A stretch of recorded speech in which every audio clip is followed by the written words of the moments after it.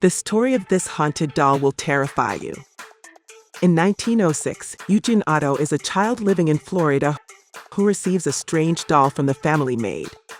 He decides to name it Robert. Strange and disturbing things soon happen.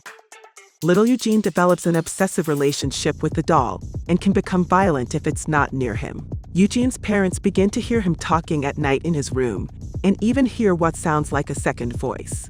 It's alarming, but it can happen that a child plays with a doll and makes it talk with its own voice. Things can quickly take a dramatic turn.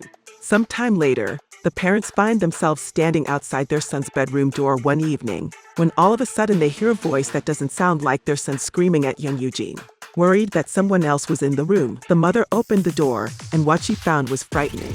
Only Eugene and his doll Robert are in the room. She asks her son who is speaking in that deep voice. He replies, Robert. Several times they found their son lying on the floor in a corner of the room, and Robert the doll sitting on a chair facing him. It's just terrifying. Sometimes they would find broken things and question their son, who would reply, that's Robert. But how is that possible? The doll's origins are obscure. The housekeeper who gave the doll to little Eugene was originally from the Bahamas and was known to practice voodoo. She had suffered abuse from Eugene's parents. She wanted to take revenge by giving the child a haunted doll, thus casting a curse on the family. As the years go by, Eugene finds himself alone after the death of his parents. He moves into the family home with his wife and continues to talk to the Robert doll he has placed in a bedroom. Eugene's wife demands that Robert be placed in the attic, and understandably so. But what follows is terrifying. The neighbors come to Eugene, telling him they can see the doll moving around the attic windows from outside. Robert would be able to move.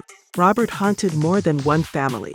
Years later, Eugene, a new couple, bought the house, and their little daughter also developed a very special relationship with the doll.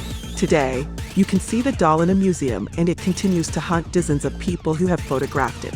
Accidents, repeated bad luck, there's a whole wall of letters from people asking Robert to forgive them so that their misfortune can end.